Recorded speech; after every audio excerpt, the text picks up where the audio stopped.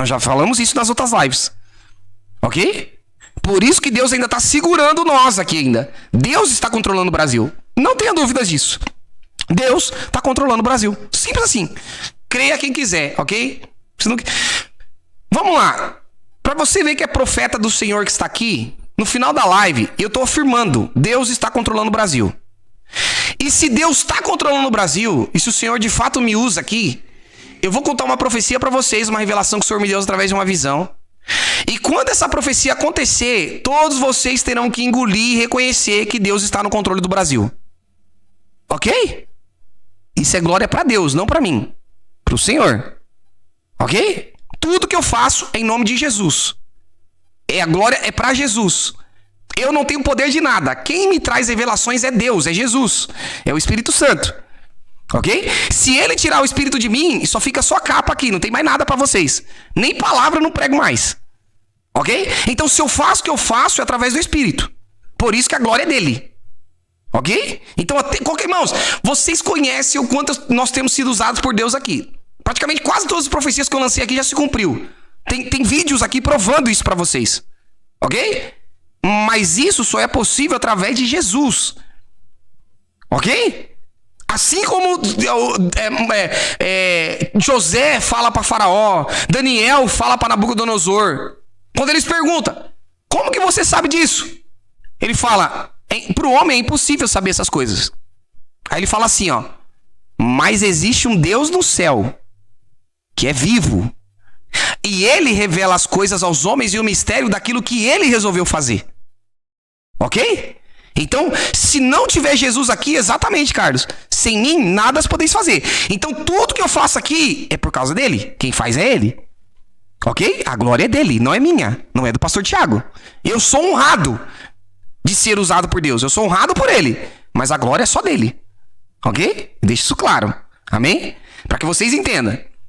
Se a profecia que eu contar aqui para vocês até o final da live, quando ela acontecer, vocês saberão e se encherão de fé, porque saberão que quem está no controle do Brasil é Deus, é Jesus, o nome que está acima de todo o nome. Ok? Vamos lá, vou contar a visão que eu tive para vocês. Bom, essa foi uma das visões que eu considero como uma das mais importantes, porque vai servir como um marco. Porque algo muito sério vai acontecer. Ok? Algo muito sério vai acontecer. Eu tinha acabado de voltar da consagração, tava em casa, eu ia estudar, né? Eu tô fazendo um curso tal para me especializar mais e mais em motion design, para trazer mais conteúdo para vocês, de mais qualidade ainda, tá? Então eu tô estudando muito, ralando muito. Tava na minha aula, de repente eu apaguei. E Deus me levou numa visão. E o incrível dessa visão é que eu sabia que eu tava na visão. Quando ele me levou, eu já sabia. Quando eu caí na visão, eu comecei a falar com Deus audivelmente, porque eu sabia que eu estava numa visão, não estava sonho. É como se eu tivesse acordado dessa vez, tá? Eu sabia que eu estava na visão.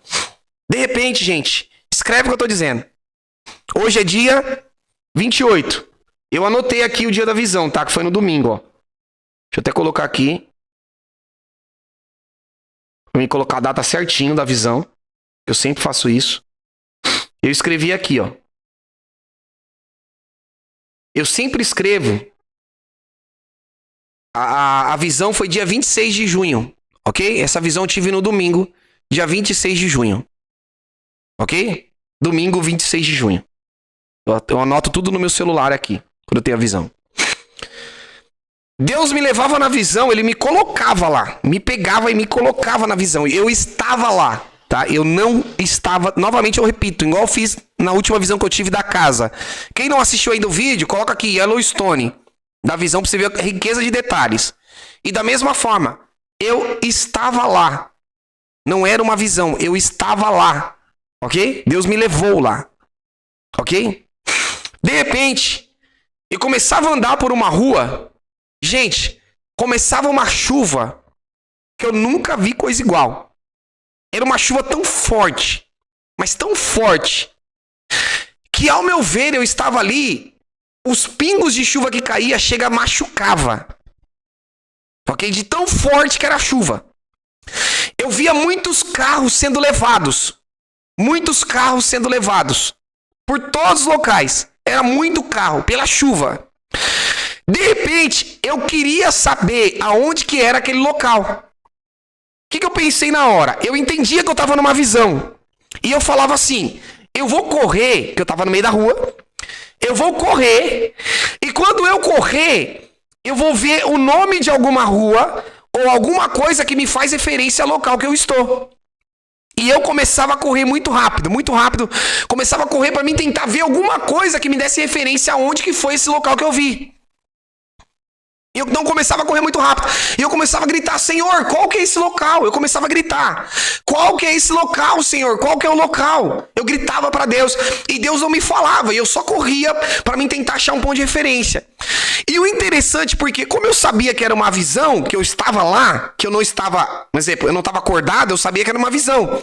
Então, por esse motivo, eu não sentia medo. Mas era algo horripilante. Eu nunca vi aquilo. Era uma chuva muito forte, ok? Eu olhava no horizonte, eram muitos raios, trovões no horizonte, caindo. E eu corria muito, porque eu queria ver o que tinha na minha frente como referência, para mim ter um ponto de referência de que local era aquele. Quando eu me dava por mim, eu descia uma rua, de repente parecia uma comunidade. Eu descia correndo, e quando eu descia correndo, quando eu ia ver o que tinha lá na frente... Sabe quando você tá numa esteira? Quando você tá numa esteira, correndo numa esteira, que você tá correndo num lugar parado? De repente, quando eu tentava descer, Deus falava pra mim, você não pode chegar lá. Porque ia acontecer algo lá na frente, e se eu tivesse lá, eu ia ser atingido. E Deus falava pra mim, você não pode. E ele descia gente, incrível! Ele desceu um portal na minha frente, de um feixe, sei lá, que quando eu corria, parecia que eu estava numa esteira. Eu não conseguia passar. Eu estava correndo, mas eu não conseguia mais avançar. E Deus falou para mim, observa. Aleluia, isso não vai demorar para acontecer. Escuta o que eu estou dizendo. Quando eu observava no horizonte, eu via um morro. Sabe aqueles morros que tem tipo, como se fosse uma barragem, que tem degraus? Sabe aquelas barragens que tem degraus? Quando eu olhava no horizonte, eu via aquela barragem. A chuva muito forte. Quando eu via aquela barragem na minha frente, automaticamente o Espírito Santo falou para mim, corre. Quando eu ia virar, eu via que aquela barragem, aquele morro, começou a sair água de dentro dele. Quando começou a sair água, eu falei, vai romper. Quando eu falei, vai romper, puf, estourou tudo e rompeu tudo. E começou a vir uma chuva, eu não sei se era lama, se era coisa radioativa, não entendi nada. Porque não parecia um barro, muito bem barro, tinha coisa misturada. Irmãos, aquilo veio com uma força que derrubou tudo que tinha pela frente. Casa, rua, tudo veio destruindo. E eu comecei a correr desesperado, só que eu tinha descido. E como eu tinha descido, de repente quando eu virei, era como se eu estivesse na frente de um barranco. E eu comecei a tentar escalar em desespero. E o negócio veio pra cima de mim. E por pouco, quando eu consigo subir, aquela lama, aquela coisa viscosa pegou e fixou. Puf, é onde eu tava no bloco, naquele barranco, e fixou. Completamente ali, irmãos, quando eu olho, irmãos, pra trás, era um caos estabelecido que eu nunca tinha visto coisa igual. Bom, a chuva não para de castigar o Rio Grande do Sul. E foi assim durante todo o domingo. O nível dos rios voltou a subir. A esperança dos gaúchos é que a água da enchente chegue logo ao oceano. Mas questões como o relevo da região e o aquecimento global podem fazer esse fenômeno, esse momento, demorar ainda mais para chegar. Meu Deus do céu! A natureza em sua versão mais poderosa.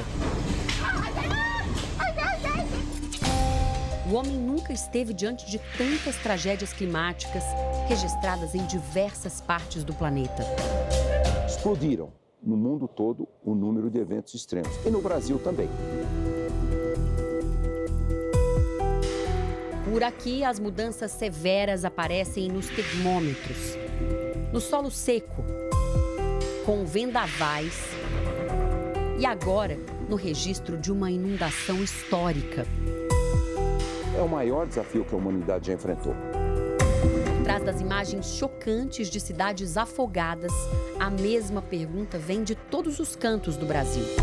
Como explicar o que acompanhamos espantados no sul do país? Para entender a tragédia, é preciso conhecer os rios que cortam a região. O Lago Guaíba, que margeia a capital do estado, Porto Alegre, recebe água de pelo menos 5 rios: o Caí, o Taquari, o Sinos, o Gravataí e o rio Jacuí. Com as chuvas fortes e constantes, o nível desses rios subiu rapidamente e isso refletiu no Guaíba. Na prática, em 9 dias de chuva, o Guaíba recebeu desses rios um volume de água que só passaria ao longo de 18 semanas. Para se ter uma ideia, foram 14 trilhões de litros de água, o equivalente à metade da usina de Itaipu. É o que a ciência chama de evento extremo. As imagens registradas ao longo dos últimos dias no Rio Grande do Sul são exemplo do que pode acontecer em outras regiões brasileiras, até mesmo as que são preparadas para enfrentar inundações.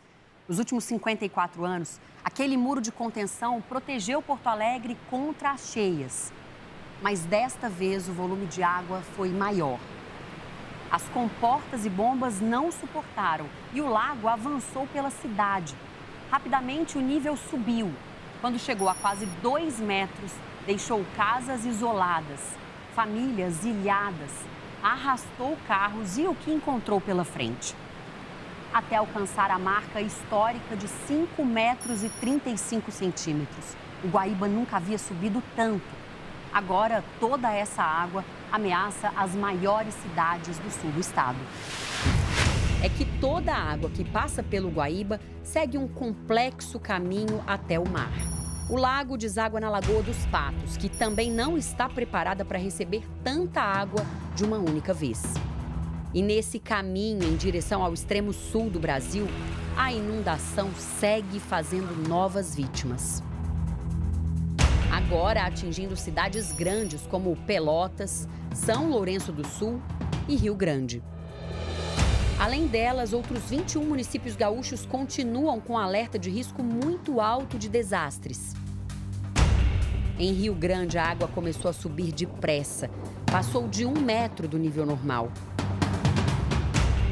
A Lagoa dos Patos transbordou, engoliu praças. Ruas foram interditadas. Moradores observam apreensivos a chegada da água, que já invadiu casas. Seu Eliseu é aposentado. Passou os últimos dias se preparando para enfrentar a inundação. Desde da minha infância, a gente se criou aqui em Rio Grande. Então, realmente é a maior enchente da minha vida. O quintal da casa onde ele vive já foi tomado pela água da lagoa. Eita! Pelotas, uma das maiores cidades do Rio Grande do Sul, fica às margens da Lagoa dos Patos. A água começou a subir na sexta-feira. Ruas também ficaram alagadas. Por aqui, a água passou quase 3 metros do nível normal. Não é possível saber onde termina a lagoa e onde começa a cidade. Em alguns locais, é possível chegar apenas de barco. Sérgio tem 77 anos, mora há quase 40 em Pelotas e precisou de ajuda para ser resgatado. Ontem eu estive aqui em casa, estava tranquilo. Não tinha um pingo de água dentro de casa, nem no pátio, nada. Hoje, quando eu cheguei, 8 horas aí, já tinha água no pátio, que era um horror. Moradores têm procurado refúgio em regiões mais altas. Eu salvei a máquina de lavar, a secadora e 2 bicicletas. Ou nos abrigos da cidade. Nunca imaginei que isso poderia acontecer, da gente ter que sair correndo às pressas, só com as crianças, para se proteger da água. Esta semana, a NASA, a Agência Espacial dos Estados Unidos, divulgou imagens de satélite do Rio Grande do Sul, antes e depois das inundações. As projeções mostram aí que, baseada nas cheias de 41 do Guaíba, provavelmente leve mais de 30 dias para que Porto Alegre tenham os níveis do Guaíba para baixo dos 3 metros, que seria a condição de normalidade.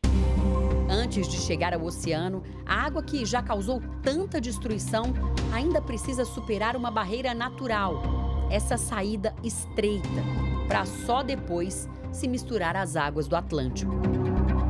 Nesse único caminho natural para o escoamento da água, o vento pode surgir como aliado ou inimigo das cidades ao redor. Se soprar em direção ao oceano, a água vai escoar com mais rapidez.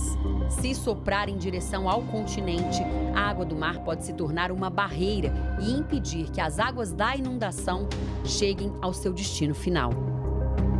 É muito provável que Porto Alegre volte a ter um novo repique, né, de elevação do Guaíba, tá? Então, o que a gente tem avisado para os órgãos que tomam as decisões locais é manter o apoio que já está tendo em Porto Alegre e possivelmente buscar novos reforços. Outra explicação para eventos climáticos tão extremos está no aquecimento global. Completamente ali, irmãos, quando eu olho, irmãos, para trás, era um caos estabelecido que eu nunca tinha visto coisa igual. Só para vocês terem a comparação, é semelhante com aquilo que aconteceu em Mariana. Ok? Aquilo que aconteceu em Mariana. Vocês estão entendendo? Eu estava lá. Novamente eu afirmo. Eu tive essa visão dia 26 de junho, agora, domingo agora. Eu estava lá. Isso não é algo que pode ser impedido, isso vai acontecer. Ok? Isso vai acontecer, não é algo que pode ser impedido. Nas cidades do Rio Grande do Sul, onde a água já começou a baixar, o cenário é desolador. O Domingo Espetacular chegou ao Vale do Taquari, um lugar onde bairros inteiros foram varridos pela água. E agora famílias convivem com a dúvida: as cidades arrasadas devem ou não ser reconstruídas no mesmo lugar?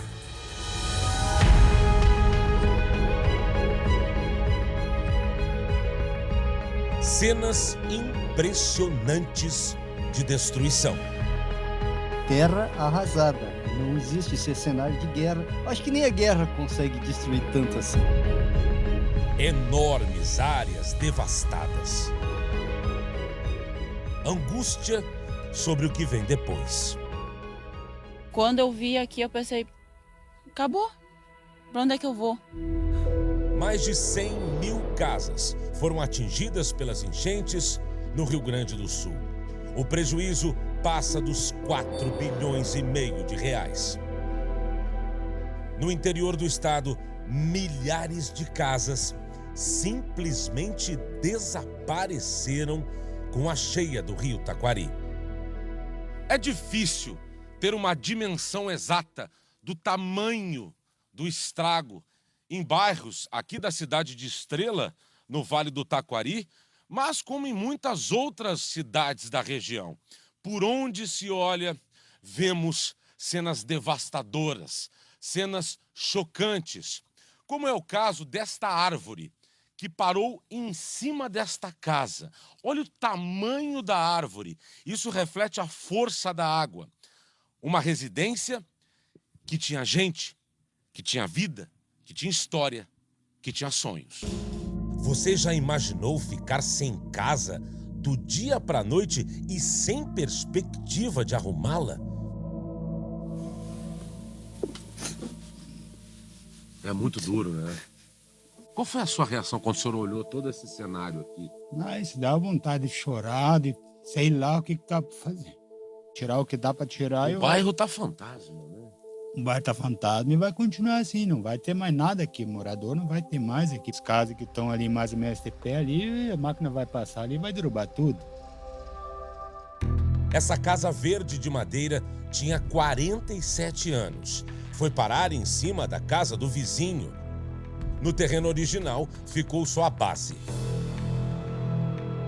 O lajeado confirmou que as áreas mais próximas ao rio Taquari não voltarão a ser habitadas, mas ainda não sabe quantas pessoas vão ser deslocadas e nem onde elas vão ficar daqui para frente. Locais para a construção de novos bairros estão sendo analisados.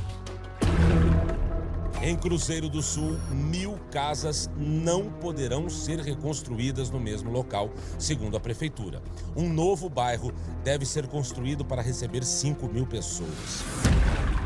Em Estrela, 800 moradias também não poderão mais ser reconstruídas. A prefeitura informou que não tem uma solução definitiva e que busca recursos. A prefeitura de Roca Salles condenou 200 casas. E o prefeito, Hamilton Fontana, disse que a cidade vai mudar de lugar. A área central toda também do município, ela precisa sim ser removida também.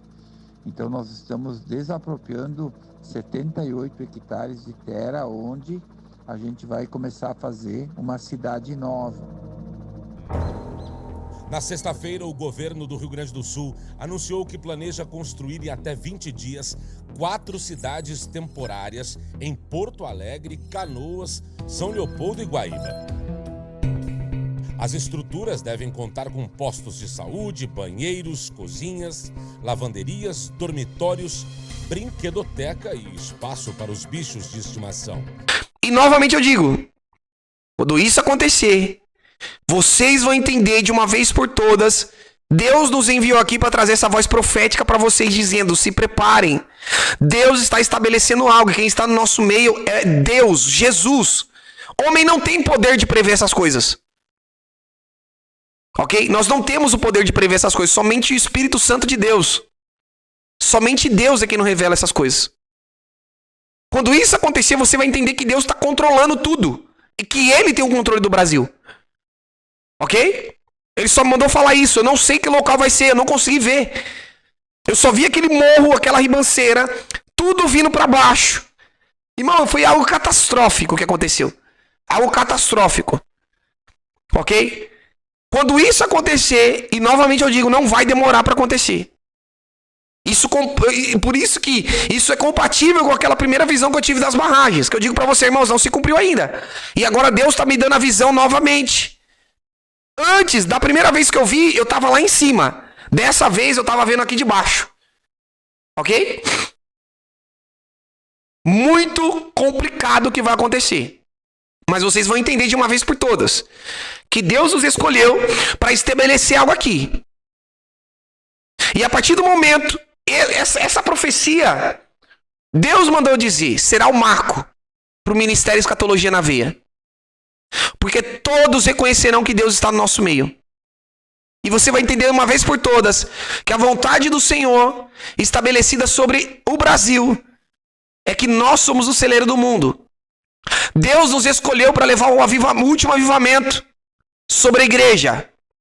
Deus está reservando a igreja para o arrebatamento antes da grande tribulação. Eu desafio você, qualquer um pós-tribulacionista que eu estou dizendo para vocês. Se Deus de fato está no nosso meio, está nos ordenando, prepare a minha igreja para o arrebatamento. A partir do momento que você veja essa visão se cumprir e desobedeça a ordem do Senhor, você será cobrado por pregar errado pela igreja. Enquanto você não sabia, o Senhor te perdoou. Mas a partir do momento que você saiba de tudo isso que eu estou te revelando, você não vai ser mais tratado por Deus com inocência. Que todos ouçam a voz do Espírito Santo. Quem tem ouvidos, ouça o que o Espírito diz à igreja. Assim diz o Senhor. Aleluia. Aleluia. Que todos entendam de uma vez por todas. Essa profecia será um marco no Escatologia na Veia. Deus está dizendo: parem de enganar a minha igreja com o pós-tribulacionismo. Ensine a verdade e prepare a minha igreja para o arrebatamento. Assim diz o Senhor. Todos aqueles que continuarem depois dessa profecia se cumprir, com a pregação deste engano, eles serão culpados de tal coisa. Quem tem ouvidos, ouça o que o Espírito diz à igreja. Aleluia.